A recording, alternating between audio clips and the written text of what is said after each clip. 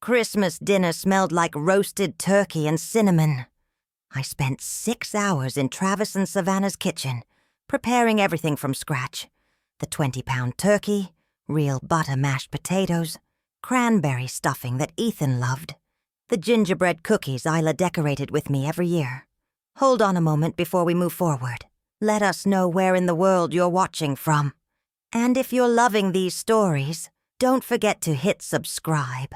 Tomorrow's episode is going to be absolutely mind-blowing. My hands still ached from peeling so many potatoes. I'm 64 years old with arthritis in my fingers, but I never complain. Families come together at Christmas. That's what matters. I set the table with the red tablecloth I brought from my apartment. Travis and Savannah don't have nice tablecloths. They buy everything disposable, paper plates, plastic cups. I grew up different.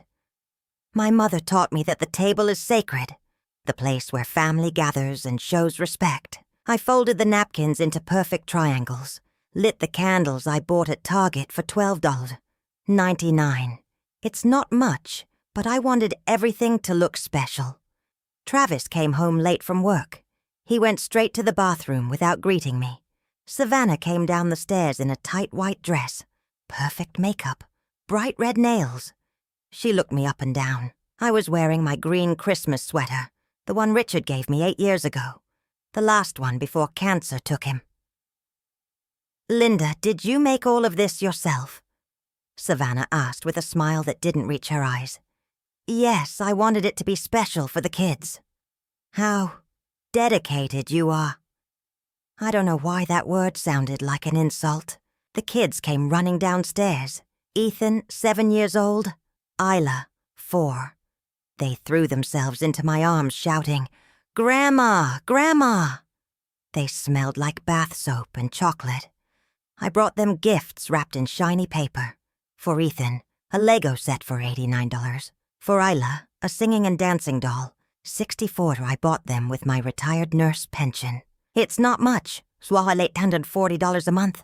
But after paying my $400 rent, I have $740 left for everything else. These gifts cost me 1/3 of my monthly budget. "Can I open them now, Grandma?" Isla asked. "After dinner, sweetheart." Travis appeared with a beer in his hand. "Smells good, Ma." Those were his only words. No thank you, no let me help you serve, no sit down, I'll do it. He sat at the head of the table like it was his natural right. Savannah took the other end. I ended up in the middle, between the kids. I always end up in the middle. The doorbell rang. Savannah jumped up quickly. "Oh, that's Brenda!" Brenda walked in with a bottle of cheap wine and a shrill laugh.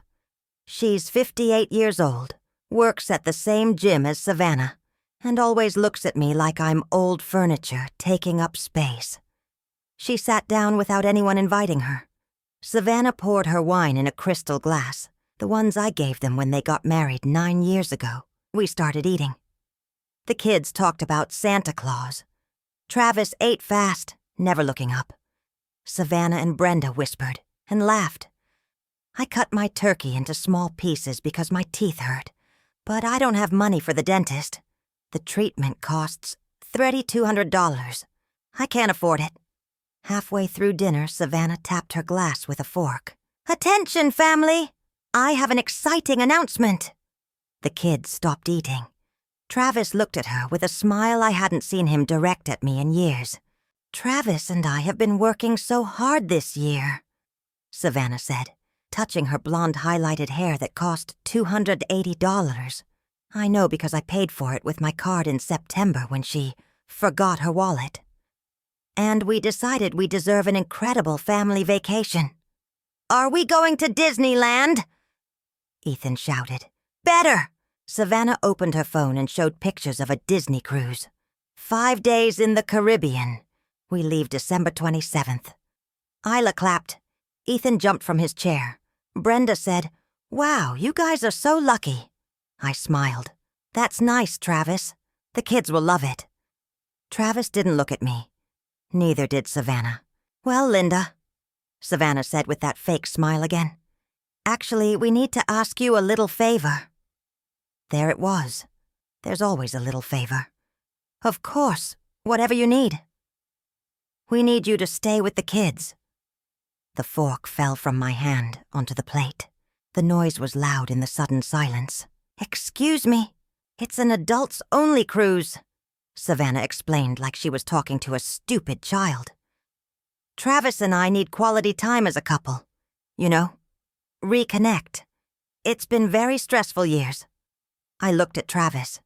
He stared at his plate. But it's Christmas. I thought it would be a family vacation. And it is, Savannah said. Nuclear family. Travis, me, and our marriage. The kids stay with you. You don't have plans anyway, right? Brenda laughed. It was a sharp, mocking laugh. Savannah looked at her and laughed too, covering her mouth with her perfectly manicured hand. Ma, it's already decided, Travis finally said, still not looking at me. The tickets are already bought. They cost $7,800, Savannah added, non-refundable. $7,800. I live on $740 a month after rent. They spend $7,800 on a cruise and expect me to watch their kids for free while they go reconnect. What if I have plans? I asked. My voice sounded small. What plans would you have, Linda? Savannah laughed again. No offense, but it's not like you have a very active social life. You spend your days alone in that tiny apartment. At least here you can be with your grandkids. You should be grateful. Grateful. The word hit me like a slap. Besides, Savannah continued, you always say you miss spending time with them. Well, here's your opportunity. 5 full days. It'll be like a mini vacation for you too. In your own home, Brenda added, and both laughed again. I looked at the kids. Ethan watched me with big, confused eyes. Isla played with her mashed potatoes. They didn't understand what was happening. They only knew adults were talking about vacations. Travis, I said, you're okay with this? He took a long drink of beer. Ma, don't make this difficult. Savannah's right. We need this trip. You understand? No, I didn't understand. I didn't understand how the son I raised alone after Richard died, the son I worked 2 jobs for to pay his college tuition, the son I gave $180,000 from selling my house so he could buy this nice house in Scottsdale, now looked at me like I was a burden. If you don't like it, Savannah said with a sweet, poisonous voice, you can always leave. Nobody's forcing you to stay. The silence was heavy. Brenda drank her wine. Travis cut his turkey. Savannah stared at me with those cold blue eyes, waiting for me to break, to beg, to accept like, I always accept everything. I thought about the $89,000 I've given them over the last 4 years. I thought about the credit card ending in 7743, the one in my name that Travis uses freely. I thought about the $200 Chanel bag Savannah bought last month and posted on Instagram with the caption, Self-Made Woman. I thought about Richard, dying in the hospital, holding my hand and telling me, Linda, promise me you'll live your life. Don't let anyone make you invisible. I made myself invisible. I stood up slowly. My knees cracked. I folded my napkin and placed it next to my plate. You're right, Savannah, I said with a calm voice. Nobody's forcing me to stay. Ma, don't start with the drama, Travis said. There's no drama. I went to the coat rack and took my jacket. I'm just leaving. Where are you going? Travis asked, finally looking at me. Away from people who don't want me here. Grandma, no! Ethan shouted. Shh, honey, Savannah said. Grandma's being dramatic. She'll get over it. I walked to the door. My hand trembled on the handle. Ma, are you seriously going to ruin Christmas over this? Travis's voice sounded more annoyed than worried. I turned around. I looked at all of them. Travis with his beer. Savannah with her triumphant smile. Brenda enjoying the show. The kids confused. Merry Christmas, I said, and I closed the door behind me. The cold December air hit my face. I walked to my car, a 2009 Honda Civic with 187,000 miles.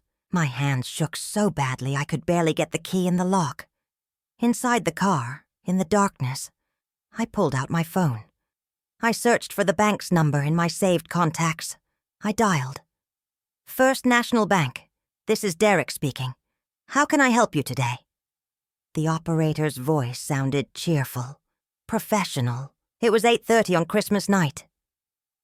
I sat in Travis and Savannah's driveway, with the engine off, breathing vapor into the cold air. I need to cancel a credit card. Number ending in 743.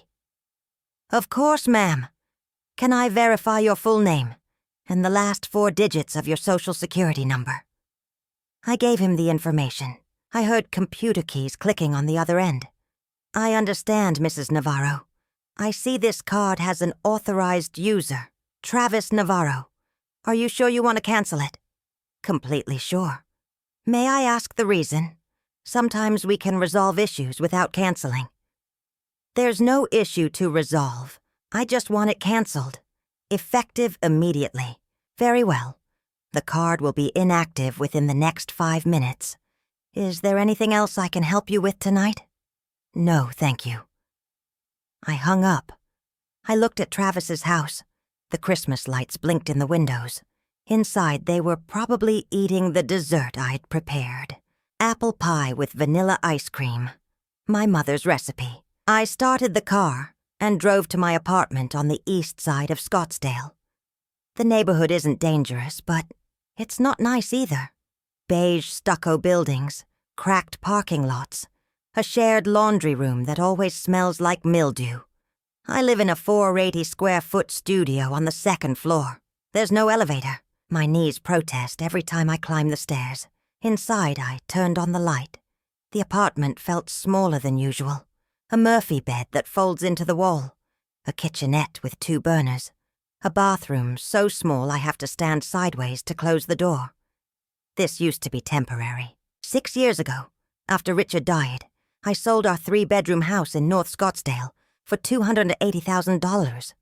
I gave Travis and Savannah $180,000 for their down payment. The remaining $100,000 went into savings. I told myself I'd find another house eventually. But then Travis lost his job in 2021. Real estate market crashed. He couldn't make mortgage payments.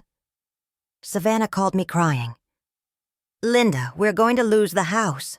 The kids will have to change schools. Please, we just need help until Travis finds something new. I started paying them $150 a month. Rent, Travis called it. Just temporarily, Ma.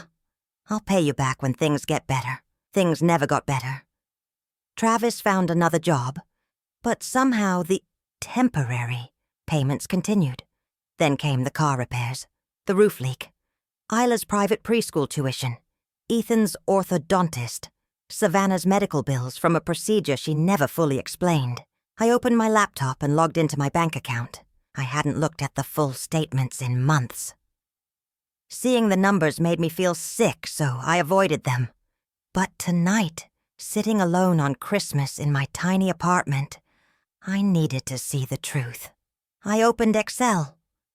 Richard taught me how to use spreadsheets when he ran his small accounting business. He died before he could teach Travis. My son never learned how to manage money. I went back 4 years, January 2021 to December 2024. I created columns, date, amount, description, category. The numbers appeared line by line. $1,850 monthly transfers to Travis. 48 months. That's $88,800. But that wasn't all. September 2023. $4,200 charge to my credit card at Neiman Marcus. I called Travis. Ma, it's for Savannah's birthday. She works so hard. She deserves something nice. The Chanel bag appeared on Instagram 3 days later. Caption, self-made woman, odd boss babe, draws success. March 2024, $2,100 to Arizona Dental Associates, Savannah's cosmetic veneers. Just a small loan, Linda. I'll pay you back next month. She never did. June 2024, $1,950 to Paradise Valley Country Club. Annual membership for Travis. For networking, Ma. This is how business works now. November 2024, $890 at Sephora, $340 at Lululemon, $567 at Williams-Sonoma, all on my card, all from Savannah. The total came to $89,247. I stared at the number until my eyes blurred. That was more than Richard's life insurance payout. More than 3 years of my pension. Gone. I pulled up Savannah's Instagram on my phone. Her profile was public. 2,147 followers, most probably bought. Her bio read, "Living my best life. Entrepreneur fitness coach. Wine mom." I scrolled through her posts. Pictures of her morning lattes. Pictures of her yoga poses. Pictures of her standing in front of luxury cars that weren't hers. Designer stores she couldn't afford without my money. 2 weeks ago, she posted a photo wearing the Chanel bag. The caption, "Reminder that you don't need anyone's permission to treat yourself. I worked hard for this. Self-made and proud." 412 likes. Comments saying, "You deserve it, Queen." And goals. And "teach me your ways." My hands shook. I took screenshots. I saved them to a folder labeled Evidence. Then I kept looking. December 15th, 10 days ago. Savannah posted a photo of cruise tickets fanned out on their kitchen counter. Dreams do come true when you work hard.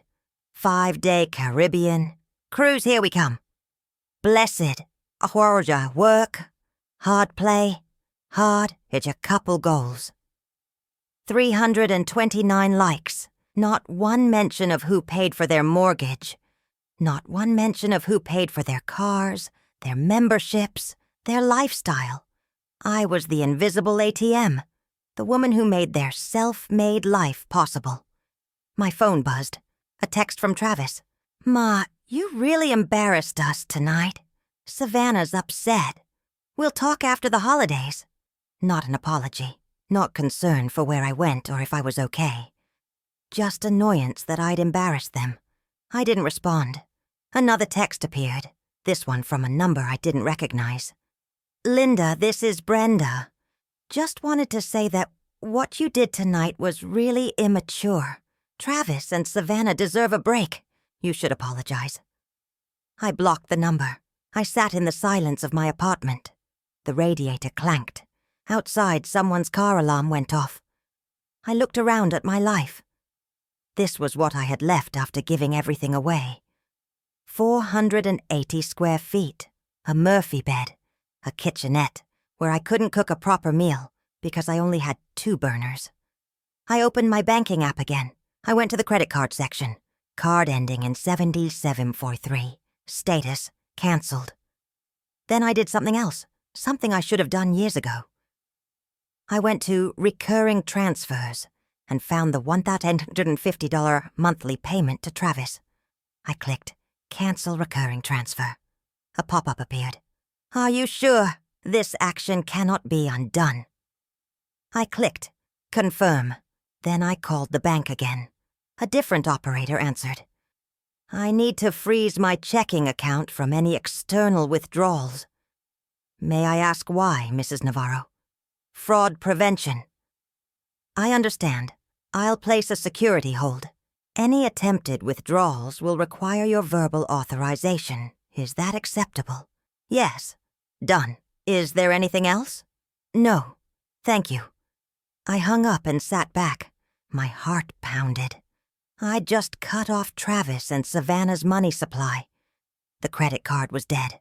The monthly transfers were stopped. The account was frozen. They would find out soon. Probably tomorrow when Savannah tried to buy gas or groceries. Definitely by the 27th when they tried to board the cruise.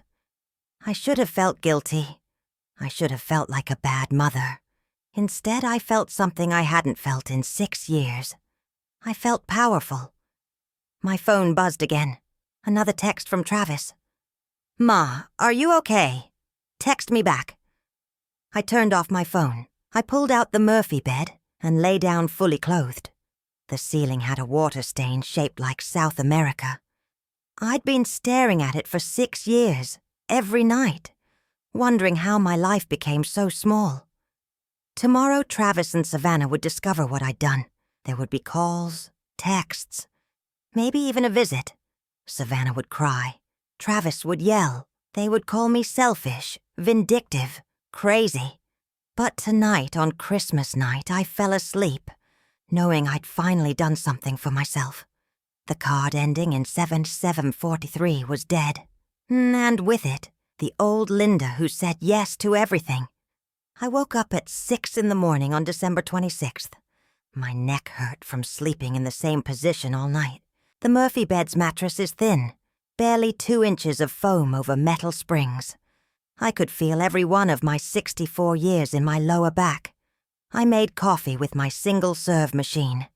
The cheap kind from Walmart, $7, $99 for a box of 12 pods. I couldn't afford the Keurig anymore. That went to Travis 3 Christmases ago when Savannah said their old coffee maker was embarrassing for guests. My phone sat on the counter, still turned off. I stared at it while drinking my coffee. Black, no sugar. I gave up sugar last year to save money. Diabetes runs in my family anyway. At 7:15, I turned the phone on. 43 notifications, 27 texts from Travis, 12 from Savannah, 3 missed calls, 1 voicemail. I opened Travis's messages first. They started at 6:47 a.m. Ma, my card isn't working. Ma, call me.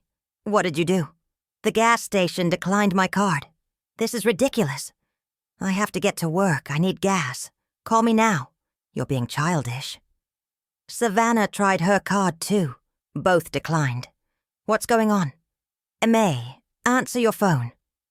The messages got angrier. The last one sent at 7:02 a.m.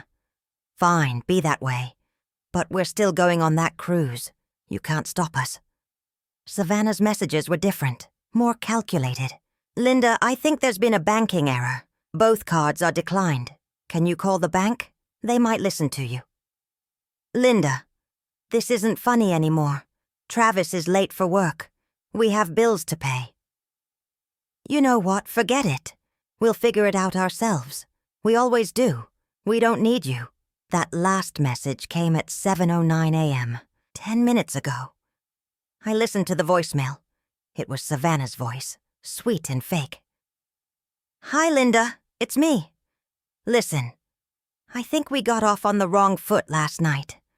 I'm sorry if the cruise thing upset you. Maybe we can talk about it. Travis really wants you to be part of the kids' lives. Call me back. Love you. Love you. She'd never said that before. Not once in 9 years. I deleted the voicemail. I opened Instagram. Savannah had posted 40 minutes ago. A photo of her in workout clothes, hair in a perfect ponytail, standing in their kitchen with a green smoothie. Caption: sometimes family disappoints you, but you keep pushing forward. Self-care, our boundaries, are healthy, toxic people, choosing me. 216 likes already. Comments saying, stay strong, girl, and you don't need that negativity, and cut toxic people out, even family. I took a screenshot. The morning dragged. I cleaned my apartment, which took 15 minutes because there's nothing to clean. I did laundry in the shared laundry room. Mrs. Chen from 3B was there, folding her husband's work shirts. She smiled at me. Merry Christmas, Linda. You have good holiday? Yes, I lied. Very nice. You? Very good. My son visit from California. Bring grandkids. You see your grandkids? Yes. I lied again. Wonderful time. I couldn't tell her the truth. That I spent Christmas being told I wasn't part of the nuclear family. That I was expected to babysit while my son and his wife took a vacation I couldn't afford. Back in my apartment, I ate crackers with peanut butter for lunch. The jar was almost empty. I needed groceries, but my food budget was $180 a month, and I'd already spent $94 on Christmas dinner ingredients that I never got to eat. At 2:30, my phone buzzed. A voice message, not a text. A voice message on WhatsApp from Ethan. My hands shook as I pressed play. Grandma. His little voice, 7 years old, uncertain. Grandma, it's me, Ethan. Mommy said I should call you. She said you're mad at us. She said you don't want to see us anymore because we're going on vacation without you. A pause. I could hear Savannah's voice in the background, too quiet to make out the words. Grandma, I don't understand. Mommy said you don't love us anymore. Is that true? Did we do something bad? Isla is crying. She thinks you hate her. Mommy said maybe you're too old and you forgot how to be nice. I don't think that's true. You're always nice to me. Another pause. Longer. I could hear him breathing. I miss you, Grandma. I wanted to show you my Legos. I built the whole spaceship. Daddy said it's too hard for a 7-year-old, but I did it. I wanted you to see. His voice got smaller. Mommy's calling me. I have to go. I love you, Grandma. Please don't forget about us. The message ended. I sat on the floor. The phone fell from my hand. I couldn't breathe. My chest felt like someone was standing on it. Savannah coached him. She told him what to say. She used my grandson, my sweet boy, who still believed adults told the truth, to manipulate me. I played the message again. And again. 5 times. Each time I heard Savannah's voice in the background, directing him like a puppet. Mommy said maybe you're too old, and you forgot how to be nice. I wanted to scream. I wanted to drive to their house and take my grandkids away from that woman. But I had no legal rights. I was just the grandma, the ATM, the free babysitter. I had no power except the power to say no. At 4 o'clock, another text. Unknown number. Linda, we need to talk. This is serious. I stared at the message. Who was this? Brenda again, one of Savannah's friends, a debt collector? My heart raced. I typed, "Who is this?" 3 dots appeared. Someone was typing. My name is Patricia Ruiz. I'm a family law attorney in Phoenix. I heard about your situation through a mutual acquaintance. I'd like to offer you a free consultation. No obligations. Can we meet? A lawyer? How did a lawyer know about me? What mutual acquaintance? I don't understand. Who told you about me? I'd rather explain in person. Are you free tomorrow at 10 a.m.? My office is on Camelback Road. Again, completely free. I think I can help you. I didn't respond. This felt wrong. Lawyers don't just offer free help. There was always a cost. But another part of me, the part that had listened to Ethan's voice message 5 times, wanted to know what she had to say. How did you get my number? I'll explain everything tomorrow. I promise this is legitimate.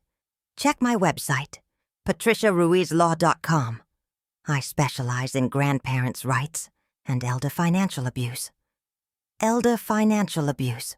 The words sat on my screen like an accusation, like a truth I'd been avoiding.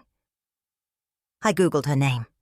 Patricia Ruiz, attorney at law, a real website, real reviews, a real office. She looked about 50 in her photo. Professional smile, kind eyes. I put the phone down. My hands wouldn't stop shaking. The rest of the day passed in silence. No more calls from Travis. No more texts from Savannah. Just silence, which somehow felt worse than the anger. At 8 p.m., I heated up a can of soup. Chicken noodle, $1.29 at Food City. I ate it straight from the pot to save washing a bowl. I thought about Ethan's message, about Isla crying, about Savannah telling my grandkids I didn't love them anymore. I thought about the $89,000 I'd given away, about the cruise tickets that cost $7,800, about Travis's country club membership and Savannah's Chanel bag, and the house I paid for that I wasn't welcome in anymore. I thought about Richard, 6 years in the ground, buried next to his parents in Phoenix Memorial Gardens. When he was dying, he made me promise I'd take care of myself. Linda, he said, holding my hand with fingers like bird bones. Don't let them make you small. You're stronger than you think. I wasn't strong. I was tired. I was broke. I was alone. But I wasn't invisible anymore. At 9:30, I texted the lawyer. I'll be there tomorrow at 10. Her response came immediately. Thank you, Linda. I think tomorrow will change everything. See you then. I lay in my Murphy bed, staring at the water stain shaped like South America. Tomorrow I would meet a lawyer I didn't know. Tomorrow Travis would realize the money was really gone. Tomorrow Savannah would have to face the fact that her cruise might not happen. Tomorrow, something would change. My phone buzzed one more time. Another message from the unknown number. Not the lawyer this time. Different. Linda, this is Jessica from First National Bank Fraud Department. We detected unusual activity on your account. Please call us at 602-555-0147 as soon as possible. This is urgent. My stomach dropped. Fraud Department. What unusual activity? I only canceled my own card and stopped my own transfers. Unless Travis tried to override the freeze. Unless he went to the bank in person. Unless he claimed I wasn't mentally competent to make my own decisions. I didn't call the number. It was too late, almost 10 p.m. Banks aren't open, but I saved the message, and I lay awake until 3 in the morning, wondering what Travis had done. I called First National Bank at 8 a.m. as soon as they opened. My hands were sweaty holding the phone. Fraud Department. This is Marcus speaking. I received a message last night about unusual activity on my account. My name is Linda Navarro. Keys clicking. Yes, Mrs. Navarro. Thank you for calling back. We had someone come into our Mesa branch yesterday claiming to be your power of attorney.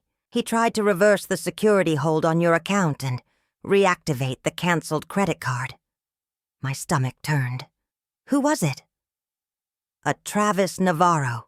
He presented documents claiming you'd granted him financial power of attorney due to diminished mental capacity. But when we ran our verification protocols, the documents appeared to be fraudulent.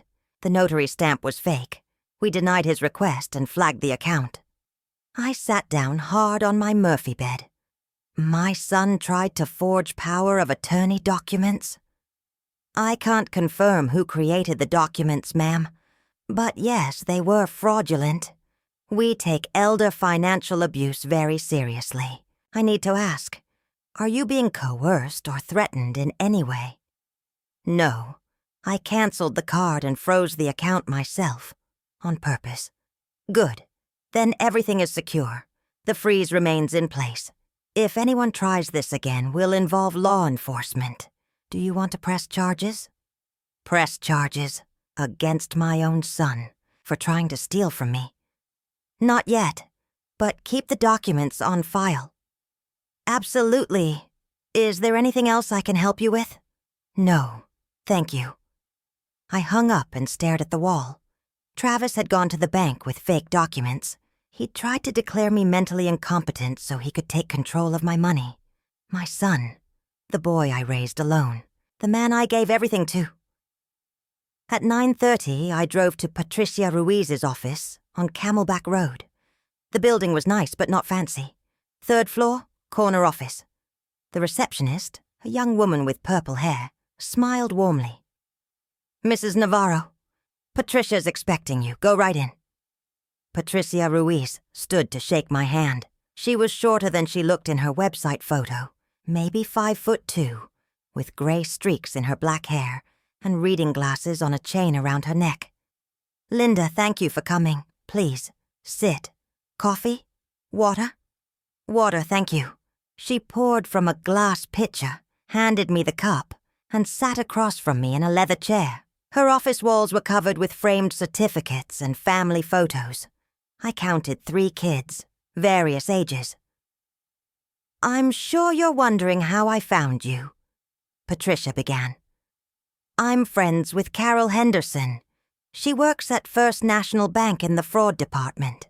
She can't give me client details, but When she heard your son's name yesterday, she remembered me mentioning I knew a Travis Navarro. Small world. She suggested you might benefit from speaking with an attorney who specializes in financial elder abuse. Carol Henderson! I didn't know anyone by that name. We went to law school together. She handles fraud investigations now. Anyway, she can't share specifics, but she was concerned enough to reach out. Linda, can you tell me what's been happening? I told her everything. The Christmas dinner, the cruise announcement, the expectation that I'd babysit for free, walking out, canceling the card, the $89,047 over 4 years, the fake power of attorney documents. Patricia took notes on a yellow legal pad.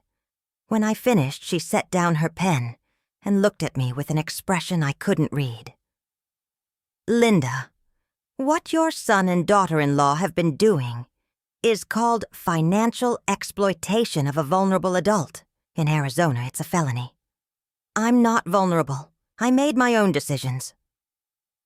Vulnerable doesn't mean weak. It means you're in a position where someone else has influence over you.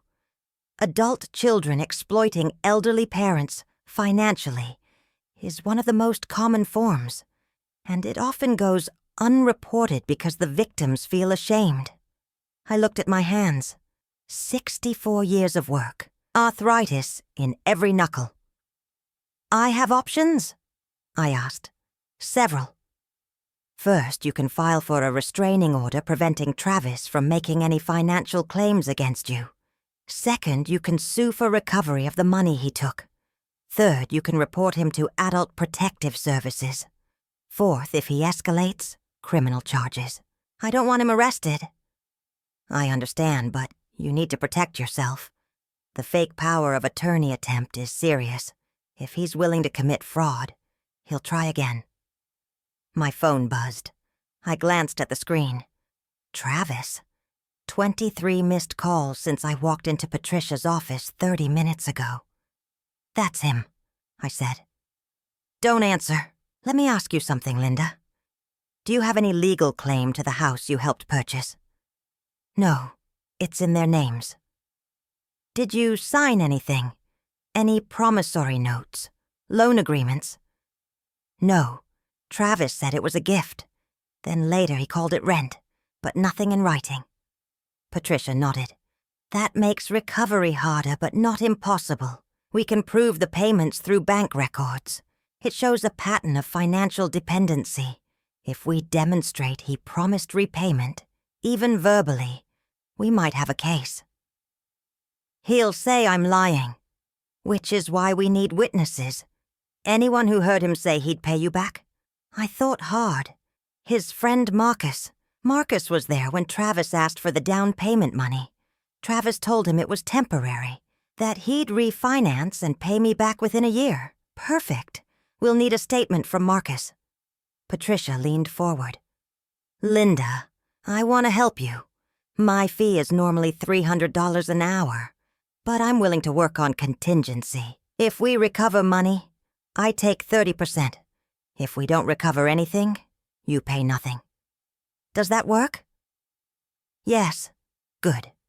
I'll draft a cease and desist letter to Travis today. It'll put him on notice that any further attempts to access your finances will result in legal action. And Linda? Yes. You did the right thing. Walking out, canceling the card, standing up for yourself. That took courage. I didn't feel courageous. I felt exhausted. At 11:15, I left Patricia's office with a folder of documents to sign. My phone showed 47 missed calls from Travis, 16 from Savannah. I didn't listen to any voicemails. I drove to Walgreens to pick up my blood pressure medication. $47 with my Medicare copay. I paid with my debit card and watched my checking balance drop to $412. At the register, my phone rang again. Savannah this time. I answered. Linda. Her voice was shrill, panicked. We're at the port of Miami. They won't let us board the cruise. They said our payment didn't go through. Travis tried 3 different cards, all declined. The cruise leaves in 2 hours. Do you know how humiliating this is? I could hear chaos in the background. People talking, kids crying, a loudspeaker announcing boarding groups. Savannah. We spent $7,800 on this trip. We have our bags packed. Ethan and Isla are watching their parents get treated like criminals. The cruise line is threatening to keep our deposit. Fix this, Linda. I can't fix it. What do you mean you can't fix it? Call the bank. Tell them it's a mistake. It's not a mistake. Silence. Then her voice dropped to something dangerous. You did this on purpose. You told my grandson I don't love him anymore. Because you don't. You abandoned us on Christmas. You're punishing innocent children because your feelings got hurt. My feelings got hurt? My voice stayed calm. Savannah, I gave you $89,000. I bought your Chanel bag. I paid for your teeth. I paid your mortgage while you posted on Instagram about being self-made. You offered that money. We never forced you. You never thanked me either. This is insane, she was screaming now. Other voices joined hers, Travis shouting in the background, a cruise employee saying something about security. I'm hanging up now, I said. Linda, don't you dare. I ended the call, blocked her number. Then I blocked Travis's number too. My hands shook so badly, I had to sit in my car for 10 minutes before I could drive. At home, I made a grilled cheese sandwich with the last 2 slices of bread. I ate it standing at my kitchenette counter, looking out the window at the parking lot where Mrs. Chen's grandkids were playing with a soccer ball. My phone buzzed. Email notification. Subject: Your cruise reservation cancellation. Dear Mrs. Navarro, your cruise reservation, booking ORCR 889472, has been canceled due to payment failure. Per our cancellation policy, your $7,800 deposit is non-refundable. We apologize for any inconvenience. I forwarded the email to Patricia Ruiz with a note. They used my email address when booking. I never authorized this. Her response came back immediately. This is excellent evidence. They booked using your information without permission. Potential identity theft. I'll add it to the file. At 4 p.m., another email arrived. From Travis. The subject line: You've destroyed our family. I didn't open it. I archived it instead. At 6 p.m., a text from an unknown number. This is Ethan. Mommy took my iPad, but I have Daddy's phone. We're at the airport. Isla won't stop crying. Are you really mad at us? I don't understand what we did wrong. My heart broke, but I didn't respond. Anything I said would go straight to Savannah. At 8:30 p.m., Travis called from yet another number, a Florida area code. I let it ring 24 times before it stopped. Then he called again. This time I answered, said nothing, just listened. Ma? His voice cracked. Ma, please. I know you're there. Just, please talk to me. We're stuck in Miami. I don't have money for a hotel. Savannah won't stop crying. The kids think this is their fault. Please, I'm begging you. I could hear everything. Airport announcements. Isla sobbing. Savannah's voice sharp and angry. Is she answering? Give me the phone. I hung up and turned off my phone completely. Someone pounded on my door at 2 in the morning on December 28th. I woke up confused, heart racing. The pounding continued. Loud, desperate, angry. Ma, open the door. I know you're in there. Travis. I pulled on my bathrobe and shuffled to the door. Through the peephole I saw him. Unshaven, hair messy, eyes red. Behind him the hallway was empty. I opened the door but left the chain lock engaged. It's 2 in the morning. We need to talk. Now. Where are Savannah and the kids? At the house. Let me in, Ma. Please. I unhooked the chain. Travis pushed past me into my tiny apartment. He looked around like he'd never seen it before. Maybe he hadn't. He'd never visited. Not once in 6 years. This is where you live? He stared at the Murphy bed still pulled down, the kitchenette with its 2 burners, the bathroom door that didn't close all the way. Jesus, Ma, this place is smaller than our garage. It's what I can afford. I stood by the door, arms crossed. After giving you $180,000 for your down payment and $89,000 over 4 years. His face darkened. You tracked every dollar? Someone had to.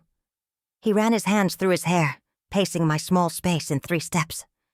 Do you have any idea what you did to us? We were humiliated. The cruise line treated us like criminals. They made us leave in front of everyone. Families were staring. Kids were pointing. Isla cried for 3 hours straight. You humiliated yourself, Travis, by spending money that wasn't yours. It was mine. You gave it to me. I gave you gifts. You treated me like a bank. He laughed, bitter and harsh. A bank? You offered that money every single time. The house down payment? You said, I want to help you. The monthly payments? You said, just until you get back on your feet. I never held a gun to your head. You never said thank you either. That stopped him. He stared at me. What? Thank you. In 9 years, Travis, you never once said thank you. Not for the money, not for the babysitting, not for the Christmas dinners I spent all day cooking. You just took and expected more. That's not fair. Neither is telling your 7-year-old son that I don't love him anymore. Travis looked away. Savannah was upset. She didn't mean it. She coached Ethan to call me. I heard her in the background. She used your child to manipulate me. She's under a lot of stress. So am I. I'm 64 years old, Travis. I live in a studio apartment smaller than your closet. I eat crackers for lunch to save money. I can't afford a dentist. I gave you everything I had, and you threw me away the second I wasn't useful anymore. His jaw tightened. Nobody threw you away. You chose to leave on Christmas. Because your wife said I wasn't part of the nuclear family. Because she told me to watch your kids while you went on a cruise I helped pay for. Because she looked at me like I was trash. She didn't mean it like that. Then how did she mean it? He had no answer. He sat down hard on my Murphy bed. The springs creaked. He put his head in his hands. I lost my job again, he said quietly. What? 3 days before Christmas. They downsized the whole department. I didn't tell anyone. I thought the cruise would help. A chance to think. Figure out what to do next. I stood there looking at my son, 39 years old, still running from problems instead of facing them. When were you going to tell me? I don't know. After the cruise.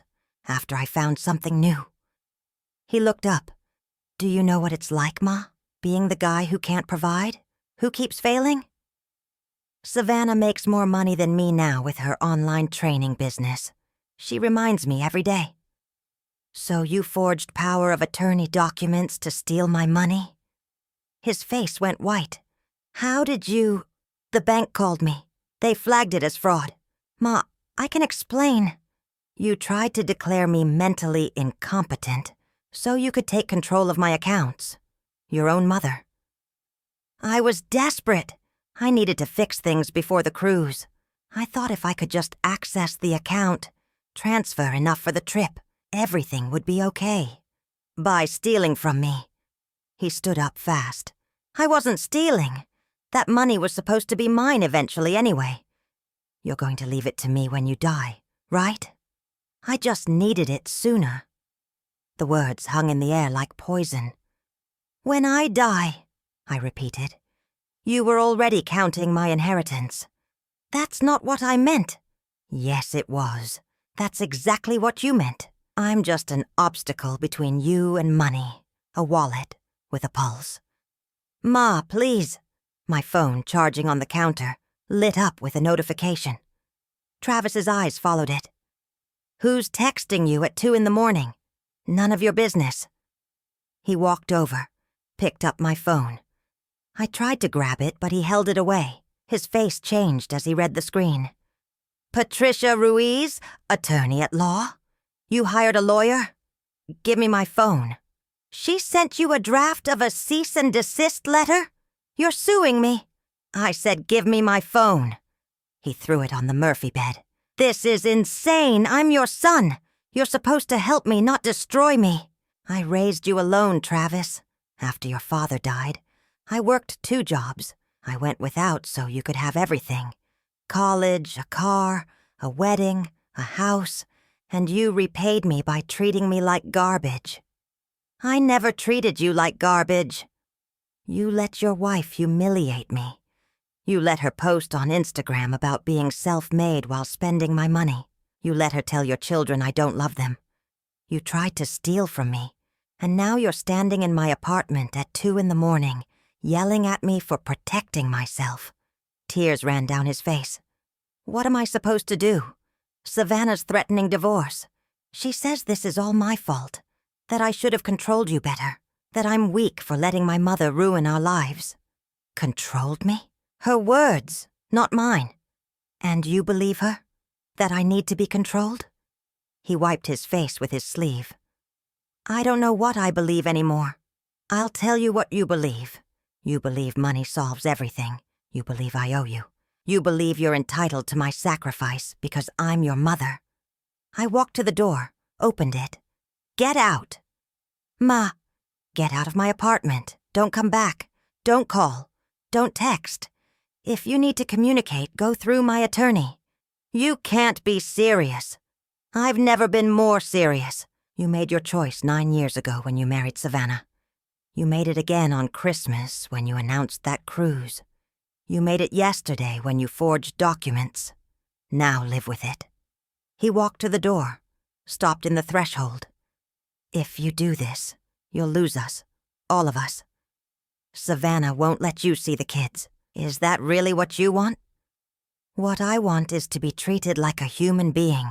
If that costs me my grandchildren, then that's on you and Savannah, not me. He left without another word. I locked the door, put the chain on, sat down on the Murphy bed, and cried until my chest hurt. At 7 a.m., my phone rang. Patricia Ruiz. Linda, I'm sorry to call so early. I wanted to let you know I'm filing the cease and desist today. Also, I received some interesting information. Savannah filed for divorce late last night. The grounds? She claims Travis's financial mismanagement and inability to protect family assets. She's blaming him for losing my money. Exactly. Which, ironically, strengthens our case. She's admitting they were dependent on your financial support. Her lawyer will have a hard time claiming otherwise now. The kids? She's asking for full custody. But Travis can fight that. If he's smart, he'll get his own lawyer. Linda, this might be the wake-up call he needs. After we hung up, I sat at my kitchenette counter with instant coffee and stale toast. Outside, the sun rose over the parking lot. Mrs. Chen's grandkids were already playing soccer. My phone buzzed. Email from Travis. Subject. I'm sorry I opened it. Ma, you were right. About everything. Savannah filed for divorce at midnight. She said you destroyed our family. But you didn't. I did. I let her treat you terribly. I took your money without thinking about what it cost you. I tried to steal from you when I got desperate. I don't know how to fix this. I don't know if I can. But I'm sorry. I'm so sorry. Travis. I read it 3 times. Then I didn't respond. Sorry wasn't enough. Sorry didn't give me back 6 years. Sorry didn't erase the humiliation. Sorry didn't undo the fake power of attorney. But it was a start. At noon, another text. From Brenda somehow having gotten my number again. Linda, I hope you're proud of yourself. Savannah is devastated. Travis is a mess. Those kids are traumatized.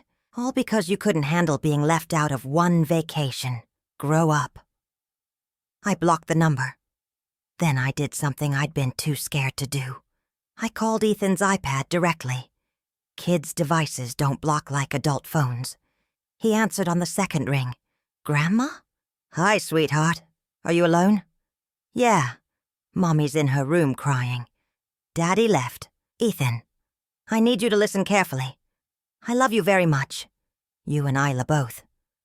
None of this is your fault. Adults made bad choices, but I will always love you. Do you understand? Mommy said you hate us. Mommy is wrong. I could never hate you. You're my grandson, my beautiful, smart, kind boy. He started crying. Can I come live with you? My heart broke. That's not my decision, sweetheart. But whatever happens, remember Grandma loves you. Always. I love you too, Grandma. I hung up before I started crying, too. 3 months passed. January turned to February. Then March. Arizona winter gave way to spring. The desert bloomed with wildflowers I could see from my apartment window. Travis didn't contact me directly. Everything went through Patricia Ruiz. Legal letters, court documents, updates on the divorce proceedings. Savannah fought him on everything. Custody, assets, even the furniture. She wanted to punish him for losing access to my money. In February, Patricia called with news. Travis hired a lawyer, a good one. He's fighting for joint custody, and he's attending court-mandated therapy. The judge ordered it as part of the custody evaluation. Is he actually going? Every week, his therapist submitted a progress report. Travis is addressing his financial codependency and his enabling behaviors. It's real work, Linda, not just checking boxes. I didn't know what to feel. Pride, hope, caution, all three maybe. In mid-March, Patricia called again. Travis wants to meet. He asked if you'd be willing to sit down with him and his therapist. No legal obligations, just conversation. What do you think? I thought about it for 2 days. Finally, I said yes. The therapy office was in Central Phoenix, a small building with a Zen garden out front. The waiting room smelled like lavender. Travis sat in a corner chair, hands folded, staring at the floor. He looked thinner, older. His eyes had dark circles. Ma, he said when he saw me. He stood but didn't approach. Thank you for coming. The therapist, Dr. Michelle Ochoa, was a woman in her 50s with kind eyes and a calm voice. We sat in her office, Travis and I on opposite ends of a couch, Dr. Ochoa in a chair facing us. Linda, thank you for agreeing to this session. Travis has been working very hard on understanding the patterns that led to this rupture in your relationship. Travis, would you like to start? He nodded, looked at me. Ma, I've been learning a lot about myself these past 2 months. Things I didn't want to see. Dr. Ochoa helped me understand that I was financially abusing you. I didn't think of it that way. I thought I was just accepting help from my mom. But it was abuse, taking your money without consideration for your needs, expecting you to always say yes, using your love as a weapon. His voice cracked. I told myself I deserved it, that you wanted to help, that it was your choice. But I never asked what it cost you. I never thought about you living in that tiny apartment while Savannah bought $1,000 purses. I never thought about you eating crackers for lunch so you could afford Christmas presents for my kids. Tears ran down his face. He didn't wipe them away. When you walked out on Christmas, I was angry. I thought you were being dramatic, punishing us. I didn't understand that you were protecting yourself, that you finally said no after years of me taking advantage. He looked directly at me. Ma, I'm sorry. I know sorry isn't enough. I know I destroyed your trust, but I'm sorry. Dr. Ochoa turned to me. Linda, would you like to respond? I looked at my son, the boy I raised, the man who hurt me. I appreciate your apology, Travis. But apologies are just words. I need to see change. Real, lasting change. I know, he said quickly. That's why I'm here. That's why I'm in therapy 3 times a week. I filed for divorce from Savannah, not because you wanted me to, but because I finally saw what she was. She used me. She used you. She was willing to destroy our family for a cruise and a Chanel bag. You let her. I did. You're right. I was weak. I wanted her approval more than I wanted to protect you. I'm ashamed of that. Dr. Ochoa leaned forward. Travis has been working on setting boundaries, with Savannah, but also with himself, understanding that his worth isn't tied to money or providing material things, that relationships require reciprocity and respect. What about the kids? I asked. I'm fighting for joint custody. My lawyer thinks I have a good chance. Savannah's behavior during the divorce hasn't helped her case. She posted on social media about the proceedings. She tried to turn friends against me. She even contacted my employer trying to get me fired. The judge isn't impressed. And if you get custody, I want you in their lives, Ma. I want them to know their grandmother, not as a wallet, not as free childcare, as family. He paused. But only if you want that. I understand if you don't. I understand if I've damaged things too badly. I sat with that. Did I want back into their lives? Did I trust Travis enough? I have conditions, I said finally. Anything. First, you continue therapy, not just until the custody case is resolved. Long term, years if necessary. Agreed. Second, complete financial transparency. If you need help, you ask clearly. You explain why. You accept my answer, whether it's yes or no. Agreed. Third, the grandchildren. I see them on my terms. If you or Savannah uses them to manipulate me again, I'm gone. Permanently. I understand, but Ma, Savannah won't be a factor soon. The divorce should be final by June. Fourth, you pay me back. Not all of it. I know that's not realistic, but something. A payment plan we both agree to show good faith. He nodded. Patricia already suggested that. I talked to a financial counselor. I can do $200 a month. It's not much. It'll take years. But it's something. $200 a month against $89,000. It would take 37 years to repay. I'd be over 100 years old. But it was something. It was acknowledgement. Agreed, I said. Dr. Ochoa smiled. This is excellent progress. Linda, I want to acknowledge your courage. Setting these boundaries protects both you and Travis. It gives him a roadmap for earning back trust. We talked for another 30 minutes about specific situations, holidays, birthdays, emergency scenarios, what healthy support looked like versus enabling. When the session ended, Travis walked me to my car. Ma, I know this doesn't fix everything. I know I broke something that might never be fully repaired, but I'm trying. I promise I'm trying. I believe you, I said, and I did. Whether he'd succeed long-term, I didn't know. But today, in this moment, he was trying. 2 weeks later, I received a check in the mail. $200.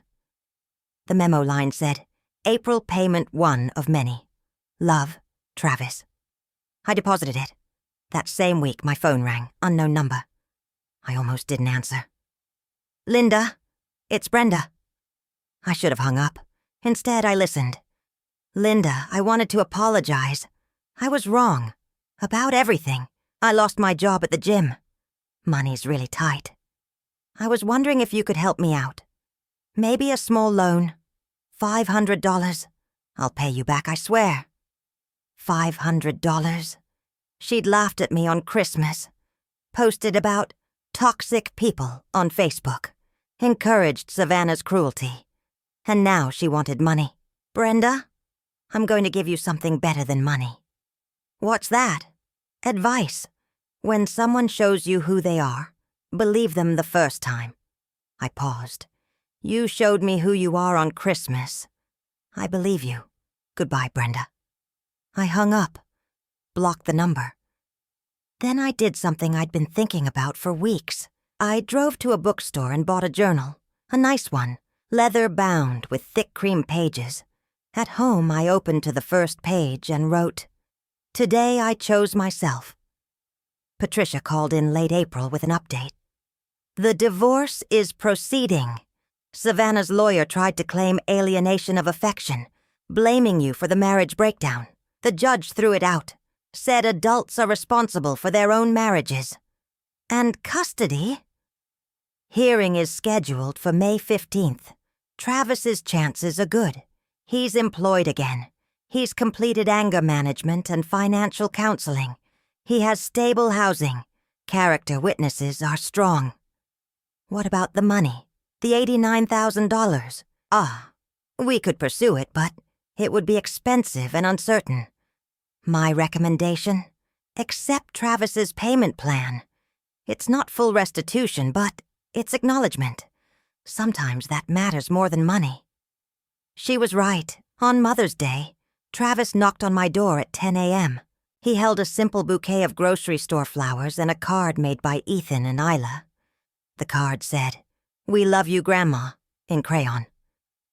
They made it yesterday during my custody visit. They wanted you to have it. I took the card, touched the crayon marks. Thank you. I can't stay.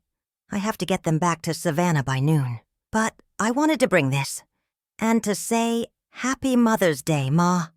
You deserved better than what I gave you. After he left, I put the card on my refrigerator with a magnet. It was the only decoration in my small apartment. I made myself scrambled eggs for lunch. Not crackers, not canned soup.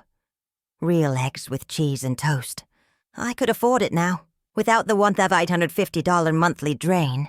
My pension covered my needs. Not luxuries, but needs. That evening I sat on the concrete steps outside my apartment building. Mrs. Chen came out with her husband. They were going to dinner for their 40th anniversary. Linda, you want to come? We have room in the car. No, thank you. I'm good here. You sure? Nobody should be alone on Mother's Day. I smiled. I'm not alone. I have myself. She looked confused, but smiled back and patted my shoulder. After they left, I sat in the fading light and thought about the past 4 months. I'd lost a lot. My savings. My relationship with my son, at least temporarily. Access to my grandchildren, the fantasy of a happy family. But I'd gained something too. Self-respect, boundaries, the knowledge that I could survive on my own terms. Travis might fail. The therapy might not stick. He might fall back into old patterns, especially if he remarried someone like Savannah. But that wasn't my responsibility anymore. I was 64 years old. I lived in a tiny apartment. I ate simple meals. I had arthritis and a used car and not much else. But I also had something I hadn't had in years. I had myself back.